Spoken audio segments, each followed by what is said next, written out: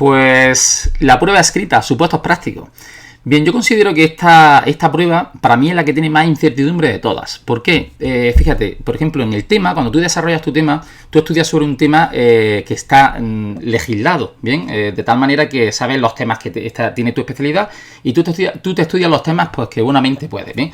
En el caso de la exposición oral, pues es muy similar. Tú tienes que elaborar una programación didáctica que la elaboras tú, tienes el tiempo que tú quieras para elaborarla, que puede ser 1 año de preparación o formación, puede ser 2 años. Hay gente que es la cuarta convocatoria y lleva 8 años con la misma programación haciéndole adaptaciones de unos años para otros, de tal manera que es otra prueba que tú llevas preparada y sabes que se te pregunta eso sí o sí y vas a exponer durante X tiempo esa programación didáctica, con lo cual incertidumbre cero, ¿bien? No es una prueba, vamos a decir, muy compleja. La complejidad viene porque como es, entre comillas, sencilla para todo el mundo, ahora lo complejo es destacar y gustar al tribunal, ¿bien? Y luego, en relación a la unidad didáctica es muy similar. Si la trabajas bien, posiblemente vas a llevar muchas cosas similares de una unidad didáctica a otras, con lo cual lleva información comodín, o es lo interesante. Y tú propones tu unidad didáctica y de esa unidad didáctica te estudiarás X, ¿vale? Porque también ahí juega un poco el porcentaje de probabilidad.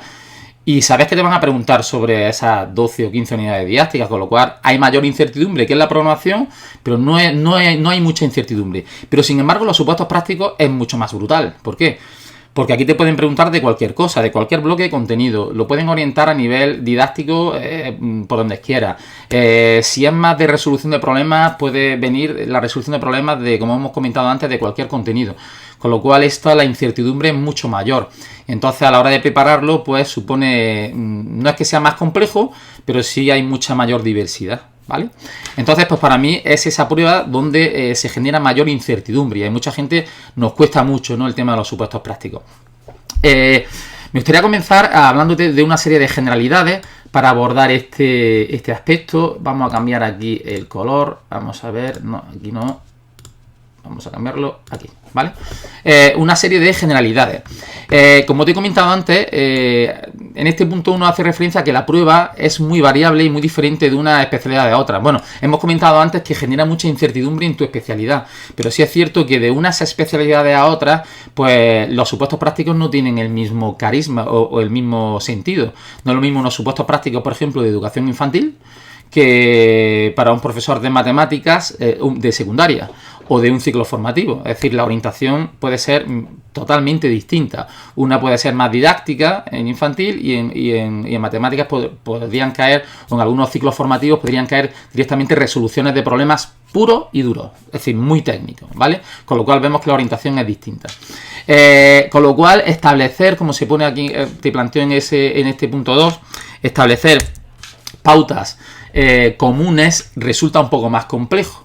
Resulta más sencillo hablar, por ejemplo, de los objetivos o los contenidos o las competencias o la metodología de tu programación. Esto sí puede ser algo más común y me da igual la especialidad que sea. Es decir, yo puedo defender el principio de individualización en una programación de matemáticas, de infantil, de ciclo formativo. Me da exactamente lo mismo de primaria, secundaria, de cuerpos distintos. Pero en los supuestos prácticos pues es más complejo. Establecer unas pautas que sean comunes a todos pues resulta algo más complejo. No obstante, pues siempre se pueden dar algunos consejos, algunas ideas en relación a cómo se podría orientar la estructura del supuesto, aspectos formales, una lectura adecuada del supuesto práctico, si es abierto o cerrado. ¿Qué es esto de abierto o cerrado? A mí me gustaría que entendieses cómo yo planteo los supuestos prácticos y qué tipo de supuestos prácticos nos podemos encontrar en esta prueba de la oposición. Yo divido los supuestos prácticos en cerrados, abiertos y en mixtos, ¿vale? En mixtos es lo más sencillo, que va a ser la combinación de los supuestos prácticos cerrados y abiertos. Y me gustaría a ver si me explico bien. Supuestos prácticos cerrados. ¿Qué podemos entender o qué entiendo yo y le transmito a mis alumnos como supuestos prácticos cerrados? Son supuestos prácticos más técnicos, bien, que los abiertos, que no son tan técnicos. Dan poco juego, o de entrada dan poco juego a nivel de creatividad, de plantear cosas pues tuyas, originales. Es decir, van a dar poco juego porque al ser muy técnicos, pues van a responder a lo que se plantea aquí. Posiblemente tiene una respuesta única y esto va en relación a lo sabes o no lo sabes, ¿vale? ¿vale? Distinto a los supuestos prácticos abiertos, que sí nos pueden dar más juego a esa creatividad, improvisación. No hay una respuesta única, ¿vale? No hay una respuesta única válida, sino que dependiendo si le gusta más o menos al tribunal y dependiendo de los criterios de evaluación, si los tienen los tribunales que se le haya mandado la administración correspondiente, pues no, bueno, puede que haya una respuesta, no haya una respuesta única en los abiertos, y en los cerrados sí haya una respuesta única. Claro, si los cerrados son más técnicos y tienen una respuesta única, pues posiblemente va a ser más objetiva su corrección. Claro, si el supuesto práctico te pregunta, fíjate, aquí te planteo un ejemplo tanto de cerrado y aquí un ejemplo de abierto, para que todo esto que te estoy explicando quizás lo entienda un poco mejor.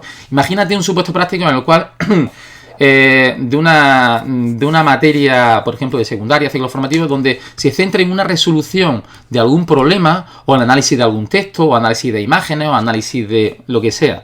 Y ese análisis o esa resolución del problema es 2 más 2 es 4, es decir, o lo sabes o no lo sabes, con lo cual no hay mucho juego en ese tipo de supuesto práctico, es decir, lo sabes, no lo sabes, te contesto, ni creatividad, ni originalidad, ni nada, me está preguntando para resolver este problema, pues cuántos metros cuadrados es, punto, ¿vale? Y sin embargo, los supuestos prácticos abiertos, pues fíjate el ejemplo que tenemos aquí. Planteo una propuesta didáctica organizativa a través de tareas, actividades, ejercicios para el trabajo con un alumnado de estas características, ¿vale? Aquí el juego es totalmente distinto. Aquí sí dan más juego desde el punto de vista de la creatividad, de la improvisación, quizás. No hay una respuesta única, porque un opositor, un aspirante lo puede orientar de una manera y otros aspirantes lo pueden orientar de otra. Evidentemente, pues esto va a ser más subjetiva su corrección, evidentemente. Es decir, si esto es más abierto, pues posiblemente es más subjetiva su corrección. Con lo cual siempre aparecen esos alumnos o esos aspirantes de que yo lo que planteé, yo creo que estaba muy bien y resulta que me han puesto un 4, un 3. No ha gustado. Y quizás no estaba mal. Lo único que ocurre, a lo mejor no se correspondía con los criterios de evaluación que tenía el tribunal. Vete tú a saber qué criterio de evaluación. Y al final, pues empiezan a aparecer esas cosas de este sistema que vamos a decir que es un poco imperfecto, ¿vale? Supuestos prácticos cerrados, que más alejados de la práctica educativa que los abiertos, quizás pueden estar más alejados. Sin embargo, los abiertos están basados en aspectos más prácticos y más cercanos al aula, como aquí te planteo. No cuadra entonces, en estos supuestos prácticos quizás no va a cuadrar hablar de objetivos, contenidos, competencias, una metodología, una propuesta de actividades, una evaluación. Quizás no va a cuadrar mucho hablar de estos puntos que podríamos decir obligatorios para otros supuestos prácticos. Bien. Sin embargo, en los supuestos prácticos abiertos sí cuadra, como aquí te planteo, sí cuadra hablar de unos objetivos, de unos contenidos, unas competencias, una metodología, una propuesta de actividades, tareas, o si te preguntan por una sesión, cuál es la estructura de la sesión o la clase, o de la jornada escolar, etcétera. Es decir, ahí en los supuestos prácticos abiertos sí va a cuadrar hablar de todo esto. Y bueno, y el ejemplo te lo vuelvo a recordar, ¿no? El supuesto cerrado puro, pues sería, imagínate, en una propuesta de una oposición para matemáticas o de un ciclo formativo, te ponen un problema y tienes que resolverlo y tienes que hacer al final pues los metros cuadrados, o la longitud, o la medida, no lo sé, esa orientación. Y en relación a los supuestos prácticos abiertos, pues muy de la especialidad de educación primaria, ¿vale? Del cuerpo de maestros. Es usted tutor de este grupo, con estos alumnos, con estas características, detecta al inicio del curso que sus alumnos tienen problemas con esto y con esto, pues plantee propuestas, estrategias organizativas para el trabajo considerando esto, ¿vale? Pues ese supuesto práctico tiene un matiz más abierto, es más abierto y sí da pie a todo lo que hemos hablado. Aquí sí tendríamos que hablar de un objetivo, de esa propuesta, de unos contenidos, de unas competencias, de una propuesta de actividades. Tendríamos que ir peinando una serie de puntos que consideramos importantes. Y luego están los mixtos. Los mixtos pues son aquellos que nos pueden preguntar, pues quizás tengan una pregunta de carácter cerrado y podría tener una pregunta de carácter abierto. Por ejemplo, usted es tutor tal y dentro de ese grupo tiene un alumno con estas necesidades, ¿vale? También el grupo se aprecia en el grupo que destaca por aquí, pero requiere mayor atención por este lado, y bla, bla, bla. establezca estrategias específicas para el alumno con necesidades, con las necesidades planteadas. ¿Bien?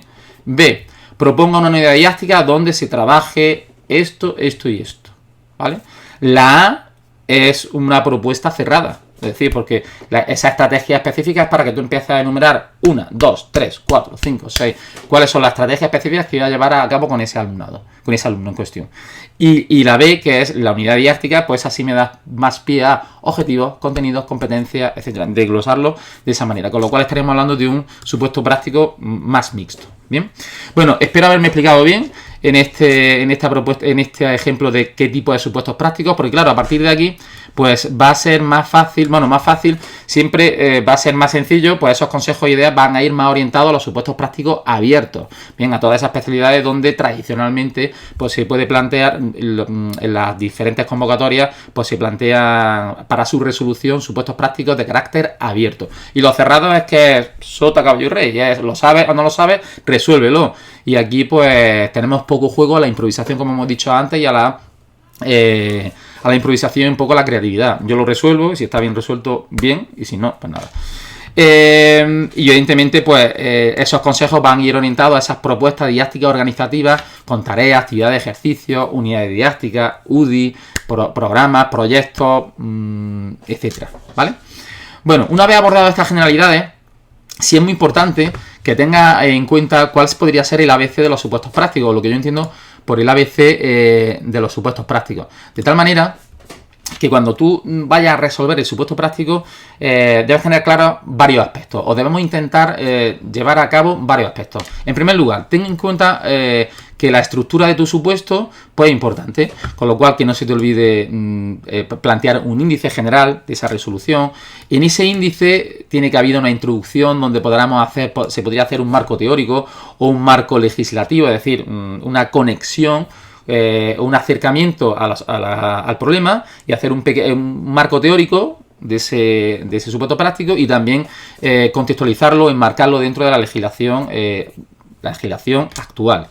Evidentemente tendremos que dar esa resolución, que podría ser el 80% del supuesto práctico. Aquí está lo importante, ¿no? La resolución del supuesto práctico. Conclusión, si tenemos tiempo y vamos sobrados, pues una conclusión opcional, no muy extensa, podría tener cabida. Que no tenemos tiempo, pues directamente esto fuera, ¿vale? Esta conclusión no la llevaríamos a cabo. Y también muy importante dejar un apartado para citar la bibliografía fundamental, tanto a nivel general de la normativa como de un modo específico la que ha utilizado o la que consideras pues interesante para la resolución del supuesto. Eso en relación a la estructura del supuesto. Este es uno de los apartados de ese ABC de los supuestos prácticos. También vamos a dejar un poquito a ese punto más de creatividad, donde tú aportes algo, bueno, tuyo. Y podría ser aconsejable realizar algunos esquemas, algunos dibujos con fichas, tablitas y demás en el supuesto práctico. Aconsejable lo es. El tema que tenemos aquí es si el tribunal no lo va a permitir. Pues va a haber comunidades autónomas donde esto no lo permitan, otras sí, otras en las que sí se permiten, algunos tribunales sí y otros no. Con lo cual, pues aquí casi nos queda esperar al día de la presentación y cuando comience el proceso selectivo y ver si nos dejan. Si el tribunal nos deja, el consejo es clarísimo, sí. Si dibuja muy mal y bueno, pues ahí ya tendremos que sopesar si es peor el remedio que la enfermedad y ya lo veríamos. Pero bueno, ahí te lanzo ese consejo, al igual que debes tener muy presente pues trabajar en ese supuesto práctico cuando tú lo estés trabajando en casa. Por eso te pongo aquí que para realizar todo esto va a ser muy importante realizar simulacros, es decir, antes de llegar al examen, pues tú esto practicarlo en casa o en clase, y con el objetivo de cuando llegue el día del examen pues intentemos dar el mayor rendimiento posible. Entonces en esos simulacros que vayamos haciendo durante todo el curso, pues debemos manejar o controlar una extensión adecuada. Es decir, dependiendo de la especialidad, habrá especialidades que esto no tenga ningún sentido, la extensión, sobre todo en aquellas donde vayan orientados a supuestos prácticos cerrados. Aquí lo que interesa es la resolución. Me da igual lo que hagas por el camino, pero al final si yo quiero que me des un 2 más 2, 4 y al final quiero el 4, me importa que si está más limpio, menos limpio, si tiene más extensión o menos extensión. Ahí lo importante es la resolución. Pero en supuestos prácticos o en especialidades donde tenemos supuestos prácticos más abiertos, pues sí podemos estimar una extensión más o menos adecuada, ¿vale? Que el contenido evidentemente esté bien, no metamos la pata, vayamos al grano, resolvamos lo que se tiene que resolver, que la expresión sea adecuada. Aquí desgraciadamente hay muchos aspirantes pues que bueno, que a la hora de revisar y corregir los ejercicios, pues que no expresan bien lo que quieren redactar, con lo cual aquí tenemos un gran problema. Es decir, si no hemos aprendido en todo nuestro proceso académico a expresarnos bien redactando, tenemos un problema, ¿bien? Porque con 20, 22, 23, 24, 25, 30, 35 años, esto va a ser difícil de solucionar, pero bueno. Y luego, evidentemente, también trabajar la presentación, porque en algunas especialidades sí va a ser bastante importante. Bueno, entonces, ¿qué debemos considerar en nuestra resolución? Pues, evidentemente, no meter la pata. Aquí siempre el gran problema de los supuestos prácticos es meter la pata. Y al final, quizás en los supuestos prácticos lo que tenemos que darle al tribunal es algo normal, algo que podríamos realizar en clase, algo normalizado, que no metamos la pata, que esté bien, que sea realista y ya está. ¿Qué es lo que ocurre? Que en intentar hacer algo real, no meter la pata, que tenga una buena extensión, que esté equilibrado, que resuelva realmente lo que se está preguntando, que no nos perdamos por los cerros de duda y empecemos a hablar de cosas que no pide el supuesto.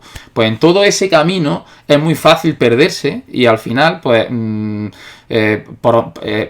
presentar un supuesto práctico totalmente descontextualizado y desequilibrado. Y ahí es donde viene el problema. ¿Por qué muchos tribunales, presidentes y vocales del tribunal dicen: es que no entiendo por qué me hablan de esto, si eso no lo pide el supuesto? ¿Y por qué se centran en esto? Es decir, los tribunales no entienden a veces muchas cosas, claro, y vamos con las ideas prefijadas que nos han dado: es que tienes que hablar de esto, claro, y al final habla de todo menos de lo que hay que hacer, que es resolver, ¿vale? Bueno, entonces, ¿qué debemos considerar para no meter la pata? Pues debemos hacer una lectura muy adecuada si el supuesto práctico es abierto, cerrado o mixto, ¿bien? Porque dependiendo de eso, pues la resolución va a estar mejor o peor. A veces entendemos que un supuesto práctico es abierto, cuando es cerrado empezamos a hacer una resolución de abierto hacia el cerrado y lo que estamos haciendo es un desastre, ¿bien? Eso lo tenemos que tener muy claro. ¿Y eso cómo se hace? Pues haciendo simulacros, leyendo muchos supuestos prácticos y interpretándolos, ¿bien? Depende del número de supuestos que tengamos que resolver. Claro, no es lo mismo que en nuestra especialidad, en nuestra comunidad autónoma, nos pidan 2 supuestos prácticos a resolver uno a resolver uno, es decir, el que hay que resolver para todo el mundo, 2 a resolver uno, 3 supuestos prácticos a resolver uno, 4 supuestos prácticos donde elijo de esos 4, elijo 2 y los resuelvo, 6 a elegir 3. Claro, dependiendo de la comunidad y de la especialidad, pues esto puede variar y evidentemente esto cambia mucho. No me va a servir la misma estructura o el mismo índice en un 2-1, bien, aquí podríamos tener el mismo índice en el 1-1, 2-1, 3-1, que en un 4-2.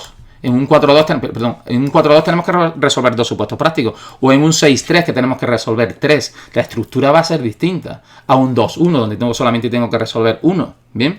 ¿Por qué? Porque en un 6-3 hay 3 resoluciones. Porque tengo que resolver 3 supuestos prácticos y en un 2-1 hay solamente una resolución. Con lo cual ahí ya todo eso cambia. Los tiempos que tengo que dedicar a cada supuesto práctico serán distintos, la estructura, los índices, etcétera, etcétera. Buscar claridad en la resolución.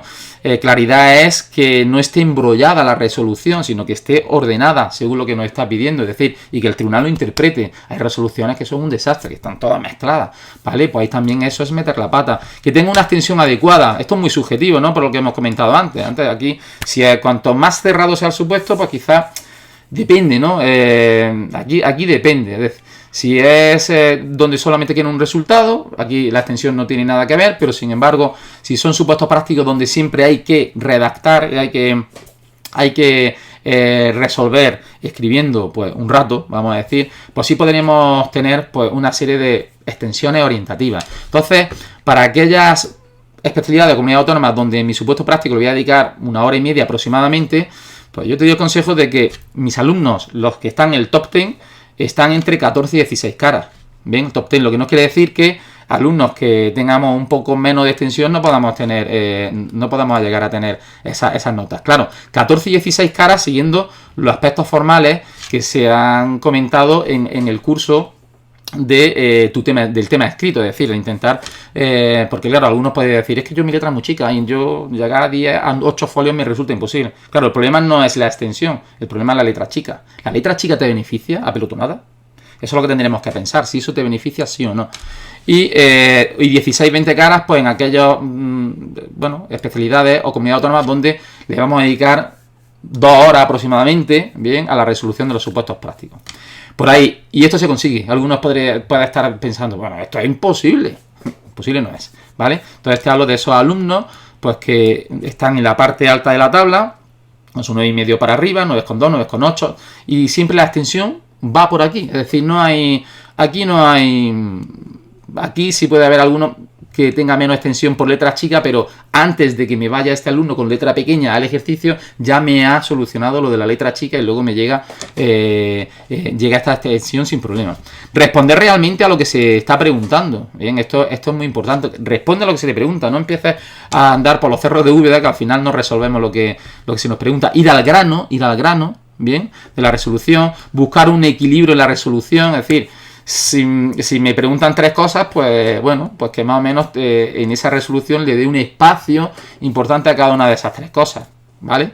Aunque luego, desgraciadamente, nos vemos los criterios de evaluación de los mismos tribunales, cosas totalmente ambiguas, es decir, le dan menos nota a un aspecto que preguntan de forma específica, proponga estrategias para esto, y luego te das cuenta que la plantilla de corrección tiene un 0,2 para ese apartado, y luego te vas que para que ponga las características del alumnado, cuando no te lo pregunta, 0,5.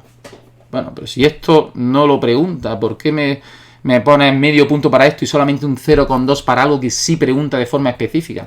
Bueno, pues eso a veces son un poco las cosas que no entendemos, ¿no? De esos criterios de evaluación. Bueno, podríamos tener esto es muy importante, ¿podríamos tener información comodín de nuestros supuestos prácticos? Evidentemente la respuesta es sí, y por eso tenemos aquí a nuestro amigo que se ríe un poco. Claro que sí, cuanto más abierto sea el supuesto práctico, podríamos llevar trabajados cosas preestablecidas para llegar y colocar, ¿bien? De tal manera que esto también es una línea de trabajo y una línea de economización, ¿no? De economía de esfuerzo. Y evidentemente debemos cuidar tanto los aspectos formales y la presentación en nuestros supuestos prácticos, sobre todo en aquellas comunidades autónomas donde el tribunal lee tu ejercicio. Si tú tienes que leerlo al tribunal, pues esto baja la importancia, baja mucho. Pero en el caso de que el tribunal lo tenga que leer, evidentemente es muy muy importante. ¿A qué me refiero con aspectos formales? Pues evidentemente este ejercicio, no hay que decir, si yo te regalo, ¿qué prefieres? ¿Un ejercicio con la presentación del de la derecha o el de la izquierda? Pues yo creo que el 99% nos quedamos con este, ¿bien? Y este lo podríamos descartar. Aspectos formales también, pues muchos compañeros cuando van a resolver aspectos del supuesto práctico, pues veis que voy metiendo dibujos, algunas fichitas, algunas tablas con el objetivo de romper ese aburrimiento descriptivo continuo del párrafo a párrafo que puede suponer esto, y este supuesto práctico pues evidentemente va a ser más atractivo en su lectura hacia el tribunal. Ojo, si el tribunal no lo permite, porque habrá comunidades autónomas en las cuales esto no lo permitan, o habrá tribunales que dentro de una misma comunidad autónoma lo permiten, unos tribunales sí, otros no, con lo cual aquí estamos a la aventura y a verla llegar, ¿no? Con lo cual, pues nos queda lo que he comentado antes, esperar a que llegue nuestra presentación o nuestra oposición, y en función de ahí pues así hacemos. Aconsejable, evidentemente, si dibujas bien y tienes buena presentación, pues sí, y totalmente distinto a este supuesto práctico. ¿Ves? Aquí no hay ninguna tablita de esta manera, la limpieza, pues ves que pues muchos tachones, y quizás la información podría ser la misma esta que en este, bien, o que en este, pero esto tiene otro ver, con lo cual, pues el tribunal lo tiene muy sencillo. Este compañero llega un momento en que no tiene mucho control sobre la escritura, ¿no? Y va a ser maestro, profesor, no lo sé, ¿vale? Eso tenemos que tenerlo muy presente en aquellos tribunales donde el tribunal lee nuestro ejercicio. Con lo cual es muy importante que tengamos estas pautas de presentación de parámetros formales, las tengamos muy claras. Por aspectos de la letra, controlarlo, el tema de los márgenes, que esté descongestionado el folio. Aquí vemos un ejemplo claro de congestión, que es este, y este está más descongestionado, y para eso hay trucos, cómo se podría hacer. verticalidad, jerarquización, linealidad. Bueno, linealidad es que no te dobles, ¿no? Lo que vulgarmente conocemos todos, que no nos doblemos. Y la verticalidad me refiero a esto. Hay algunos compañeros que cuando vienen a algunos apartados con guiones, lo que hacen es ponerlo uno detrás de otro, con lo cual se crea una congestión innecesaria. Y en relación a la verticalidad y en relación a la que hemos dicho jerarquización, pues fíjate, intentar que estén tus puntos bien jerarquizados. Es decir, que si aquí hay un 3.3, pues que se vea bien, ¿vale? Que no se vea tan escondido como en algunos ejercicios que se ven muy escondidos. Bueno, estas son unas pequeñas pautas de presentación, ¿no? Y para ello nos podría ayudar pues la elaboración de una plantilla en el mismo día del examen. Esto nos va a llevar entre 3-4 minutos, bien, si lo entrenamos. Si el tribunal te lo permite. Normalmente en la mayoría de comunidades autónomas sí lo permiten. Hay comunidades autónomas que por los folios o que te dan no se puede realizar, bien, pero bueno, esto ya es cuestión de lo que depende de la comunidad autónoma donde vayamos a presentarnos. Pero si se puede realizar y tú tienes problemas a la hora de presentar tu ejercicio, evidentemente el consejo es sí de sí. Bien, ¿y cómo vamos a mejorar todo esto? Pues escribiendo, ensayando y practicándolo. Este trabajo es tuyo. Aquí no se te puede ayudar. Se te puede ayudar en el sentido de, mira, aquí tienes ejemplos de supuestos prácticos, léelo, mira la orientación, pero lo que es la interiorización de interpretar si es abierto o cerrado, interpretar si hasta dónde debo escribir en este supuesto práctico y hasta dónde no, si este apartado es más o menos importante, y equilibrar todo eso, ese trabajo es tuyo, eso no lo puede hacer nadie por ti. 3 supuestos prácticos a elegir entre 6, pues ese equilibrio de qué debo escribir como mucho en un supuesto práctico para luego pasar al siguiente, esa concienciación es tuya, no la puede hacer nadie por ti. Y ese trabajo, eso hay que trabajarlo durante el curso. Al igual que es muy importante hacer simulacros, como te he comentado antes, durante todos los meses, para ir todo lo teórico, bien, llevarlo a la práctica, vamos a decir, escribir. Si tienes mala letra, evidentemente esto lo debemos ensayar mucho durante el curso. Hacer un enfoque correcto de la resolución y su posterior ejecución. Es decir, no me vale, debemos entender, leer comprensivamente el supuesto práctico y hacer una interpretación de si es abierto o cerrado y luego resolver lo que se nos está preguntando y no empezar a perdernos por los cerros de dudas, que es muy habitual. ¿Y podríamos llevar una estructura muy comodín, trabajada y entrenada para reducir un poco la incertidumbre? La respuesta es sí, ¿no? Y el tema está en trabajar esa estructura comodín de tal manera que cuando llegue el supuesto práctico diga, mira, pues de este supuesto práctico el 60% lo tengo, ¿ven? Es simplemente empezar a redactar y lo tengo ajustado a los tiempos de examen, con lo cual todo esto sería muy beneficioso. Pues nada más que te queda pues trabajar todo esto y todos estos consejos que te he dado, orientarlo de tal manera que te sean lo más útil posible.